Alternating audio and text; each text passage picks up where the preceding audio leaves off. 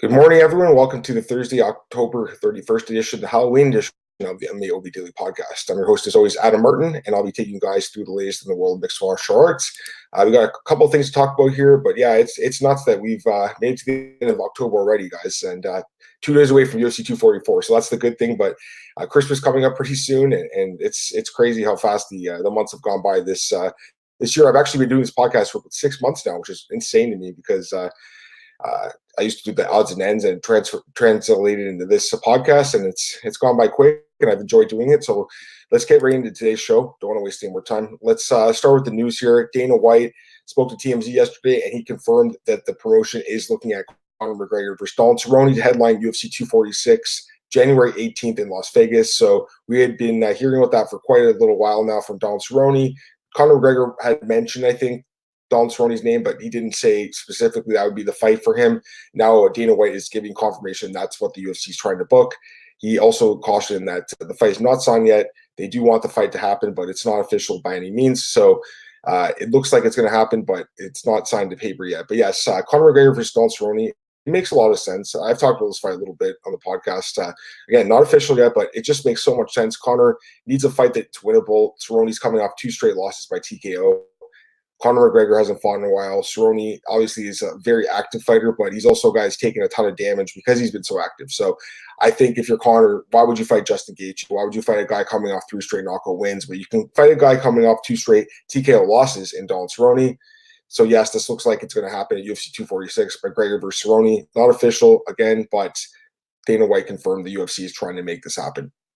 Also, I got to give Dana White some credit. He's contributed some money to help find the daughter of Walt Harris. So Walt Harris's daughter is missing still. It's very unfortunate for him and his family. But Dana White stepped up, and he's offering a $25,000 reward. So obviously for Dana, that's pocket change for Dana White. Let's be honest here, but it's still nice for him to give that olive leaf and extend that olive branch. So really nice of Dana White to give some money out for the finding, or even just tips of finding Walt Harris's daughter. I hope they do find her.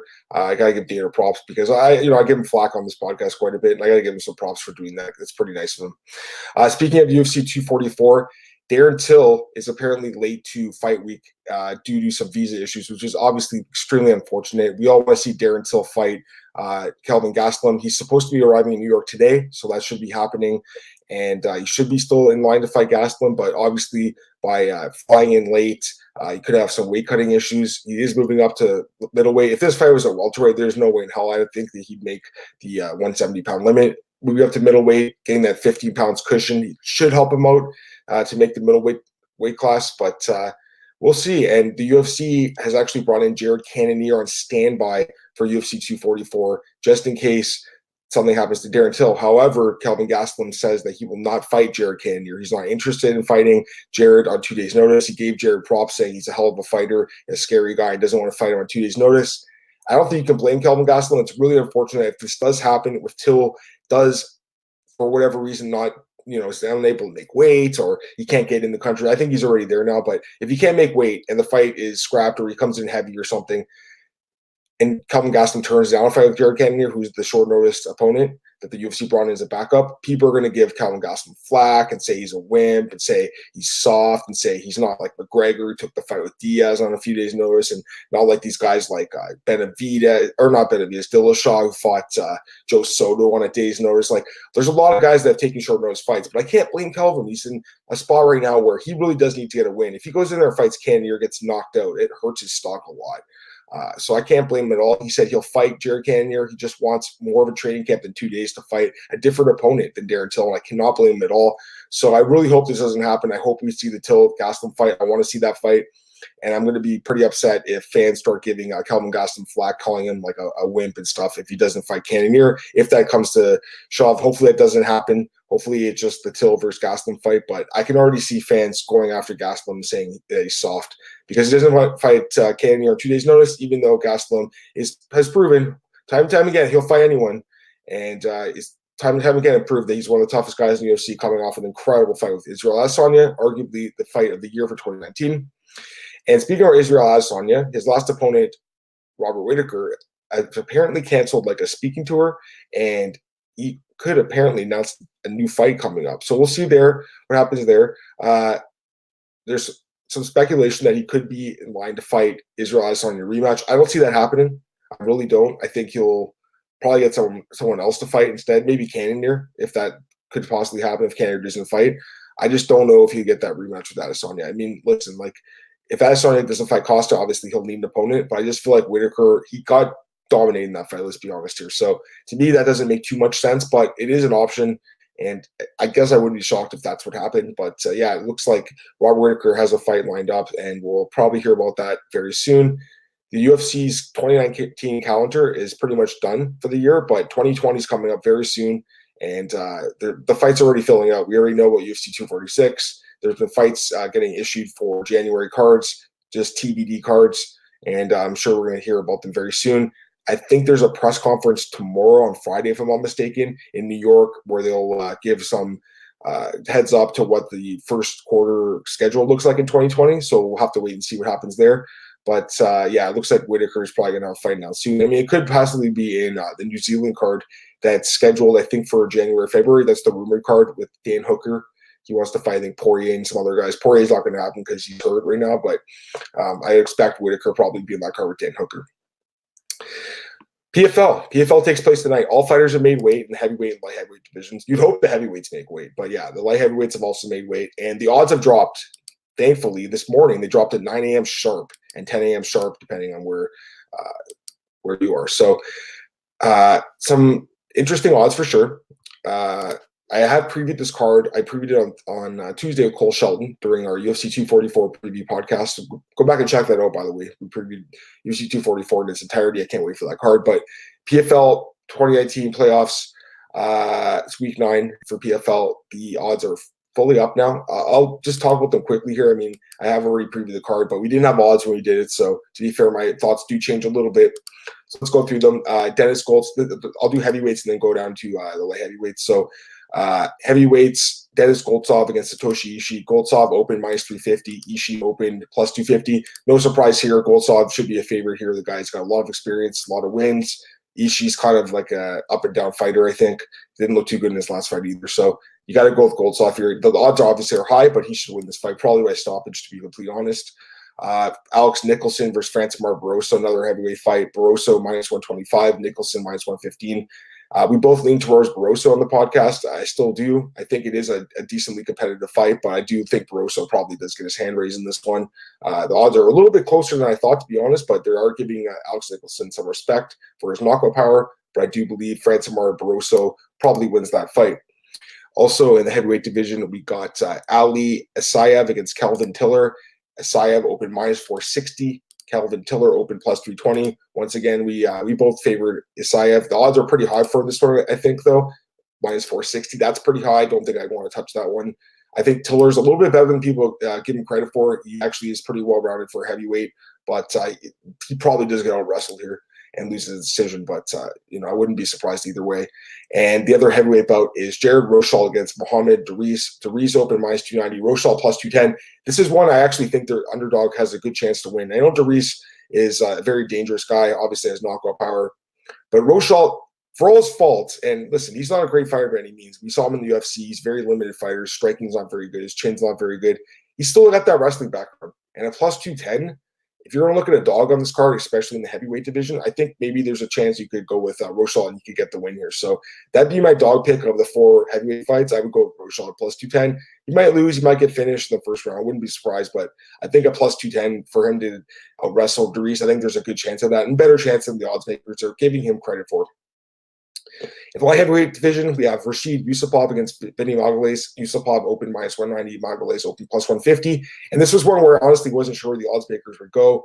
Magalhaes opens a dog here. He's got a lot of experience, obviously, in PFL and the UFC, a big name. But Yusupov, very, very dangerous guy. I actually lean towards Yusupov a little bit here. I hate saying that because I'm a big fan of Vinny as a person. He's a friend of mine, but at the same time, we saw it happen to him against Sean O'Connor last year, and I wouldn't be surprised if he did lose. At the same time, though, I think the odds are a little bit wider. I thought it'd be closer to a pick'em, to be honest with you. So I think maybe there is some value possibly on Vinny at plus 150, but I still feel like Yusupov should get the upper hand in this fight and deserves to be slightly favored. Also at light heavyweight, we have Emiliano Sordi against Siga Pesalelli. This one's obviously a very the odds are wide in this one for sure. Sortie open at minus 565, Pestilently plus 375. Not surprised by that. Honestly, it's already being steamed up. He's at minus 600 now, Sortie. So I think by the end of the day, he could be like minus 700, minus 800. This should be a very easy fight for him, in my opinion. It's the number 1 versus 8 seed. Sortie should win by first round knockout. Also, in light heavyweight division, we have Jordan Johnson against Maxim Grishin. Close odds on this one. Grishin minus 125, Johnson minus 115. I do favor Grishin here. Johnson just really has been disappointing since leaving the UFC. I thought this guy was a very good prospect at one point in the UFC, but he's been disappointing in PFL. I like Grishin in this fight, favor him to get the win. And finally, in the light heavyweight division, we have Victor Nemkov against Bozigit Atayev. Nemkov opened at minus 195, Atayev plus 155. I like Victor Nemkov in this fight. I believe he wins. So if you're looking at dogs, like I said, I think Rochalt and I guess Mogales. But of all the dogs, I think I like Rochalt most. But let's be honest here, PFL has a lot of upsets. There's a lot of fights we don't see coming. I believe these are 2-round fights, and then we'll have the 3-round fight later on in the night. So these heavyweights are going to have to fight twice, which could make for some very sloppy fights. But hey, it is what it is. I like PFL. I'm hopefully going to be able to tune into this one. It is Halloween today, obviously, but I'll tape it and I'll watch it later. Hopefully, it's on, I think, TSN. No baseball tonight. No other sports really to watch, so I think I'll try to watching PFL. All right, a couple of fight announcements here. This is a banger of fight. UFC 245, Mike Perry versus Geoff Neal. It's official. It's been rumored for a little while now. Now it's official. Both guys have been talking about this on social media for quite a little while. Mike Perry and Geoff Neal, they both wanted to fight Robbie Lawler. I don't know what's going on with Robbie Lawler. I feel like he might be pulled from that card now at this point. I don't know if they can find an opponent because it feels like everyone that called him out is not getting the fight unless they go and give him to Nico Price, who also needs a fight. But Price says he doesn't want to fight in December. So we'll see what happens there. But Mike Perry versus Geoff Neal is official. I love this matchup. Great fight. UFC 245, such a stack card. Mike Perry coming off a split decision loss to Vicente Luque at UFC Uruguay. Very, very good fight. One of the best fights of the year. You guys nose smashed in, got caved in there in that fight, but somehow is coming back just a few months later to fight. So the guy is as tough as nails. He struggled a little bit lately, though. He did have the win over Alex Oliveira by unanimous decision, but before that, lost to Cerrone by armbar. Beat Felder in a split, close fight, and then lost to Max Griffin and Santiago Ponzinibbio before that.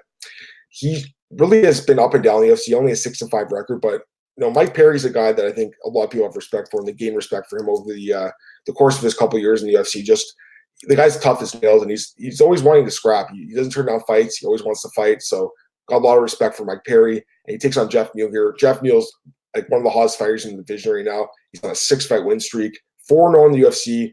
Submitted Brian Cabosi, beat Frank Kamaka by a head kick, which was an incredible knockout. Beat Bilal Muhammad, which is a really good win in hindsight, and knocked out Nico Price at UFC 240 in July. So he's looked amazing. I think Geoff Neal is a really, really good fighter. It's funny because we posted the article on BJ Penn's Facebook page, and one of the guys was like, "Oh, it's Mike Perry versus some nobody," and people quickly corrected him, saying, "Geoff Neal's some nobody. You're insane. Geoff Neal's a dangerous man." And I agree. I think Geoff Neal wins this fight. I like Geoff Neal in this matchup. This guy's money, man. He just wins his fights. He's lost twice in his career. Kevin Holland fight, that guy's bigger than him. And then Martin Sandler, I'm not too familiar with him, but that was a long time ago, 5 years ago, 6 years ago, actually. I think Geoff Neal's a better fighter now, a different fighter. I'm not 100% sure if he still has a job as a server. I know he was working full-time and training part-time. I feel like at this point he probably is training full-time. I hope so. So I feel like Geoff Neal, he's just scratching the surface of his potential. I think this guy's going to be a very good fighter in the UFC for a very, very long time. And I do favor him to beat Mike Perry. It sucks for Mike Perry. They might get another loss. It could hurt his stock a little bit, but the guy's always in good fights, win or lose. So Dana White loves him, and they'll keep him around for a while, win or lose. The other fight announcement is Dong Young Ma. That's the other Dong Young Kim. He takes on Omar Morales at UFC Busan. So that's the South Korea fight. So let me pull these guys out. Maestro Dong Young Kim. Dong Young Ma, I should say. I guess he's changed his name now. 31 years old. He is 16-10-3 in his career. He's struggled in UFC. He's 3-4. He's been knocked out 4 times. He does have 3 wins, but he hasn't won a fight in a while since win over Damian Brown. His other wins in the UFC over Takanori Gomi and Brendan O'Reilly. Those guys are not in the UFC ring anymore. He's coming off a knockout loss to Scott Holtzman. Always in great fights, though. Man, I really enjoy watching Dong Young and Maestro Kim watch him fight. The guy's very dangerous. He takes on this guy Omar Antonio Morales Ferrer. Not too familiar with him. He did have a fight on the Contender Series. He knocked out Harvey Park. I think that was an upset at the time. Actually has some experience fighting for Bellator as well. He's actually been fighting as a pro since 2011. So he has 8 years of fighting and only 8 fights. He trains at Hard Knocks. Again, I'm not too familiar with him. I do remember his fight a little bit. I'll have to go back and watch that one again. But, it does scare me when a guy only fights once a year. But at the same time, that also makes me think that, hey, this is a guy that maybe people don't want to fight, and that's why he's only fighting once a year. If you look at his record, he has 8 wins, and 7 of them are by stoppage. So, unfortunately for Ma, this guy probably knocks him out. He is 34. He's a little bit older, but he's got finishing power, as we saw. And unfortunately for Ma, his chin isn't too great. So I do feel like this could be a bad fight for Ma, although at the same time, he is fighting in Busan, so that could help him out a little bit. I should mention there's a few more odds that have dropped for upcoming fights. The Brian Ortega and Chan Sung Jung fight, there's odds for that one. They open as a pick'em. Obviously a close fight. I haven't even thought about who I'm going to pick in that one yet. I don't want to give a pick right now. Jan Blachowicz versus Ronaldo Souza. Blachowicz open -185. Souza open +145. That one to me is a little bit interesting, to be honest with you. I think that Souza maybe is not getting as much credit as he deserves just because he's moving up the weight class, but he's obviously a very, very dangerous guy. And I think I've mentioned this, but Alberto Del Rio versus Tito Ortiz, there are odds for that. I think Nick opened these ones. Tito Ortiz open -750 and Del Rio open +450. He's named Alberto Rodriguez according to the best fight odds. So, yeah, that fight should be pretty good in Kabachi. I mean, it's a big fight for them, obviously, and Tito Ortiz is a big name still. All right, so I think that's it for today's show, guys. I appreciate you tuning in as always. I'll be back tomorrow for the November 1st edition of the show. But for today, that's it. You guys can check me out on Twitter at MMAOB. This podcast is available, as always, at MMAOddsbreaker.com. And you can go to our YouTube channel, like, share, subscribe, tell your friends about it. Also, check us out at iTunes. Type in MMAOB Daily Podcast with Adam Martin. You'll find it on iTunes. I appreciate if you left a review.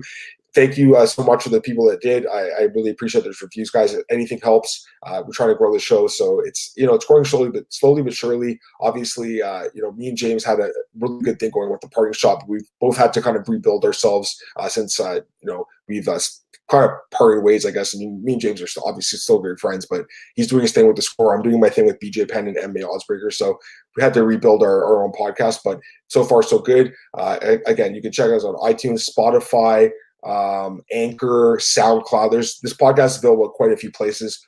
I'm working on Stitcher. Hopefully that comes pretty soon. I'm not sure how many people use that compared to iTunes, but that should come up very soon. BJPen.com, like I mentioned, I got a bunch of articles on there, so go and check that out. And MMARings.net, I actually just sent an article in last night on Darren Till and what I expect from him in his middleweight debut. So hopefully that gets posted today. PFL opening odds reactions will be posted today, and my main event preview for Diaz versus Masvidal will be posted today. The podcast was on Tuesday with Cole Sheldon breaking down the entire card, giving our picks for each and every one of the 12 fights. All right, guys, that's it for today's edition of the MMAOB Daily Podcast. Happy Halloween, happy trick-or-treating, and I'll see you guys tomorrow. Have a good one. Bye.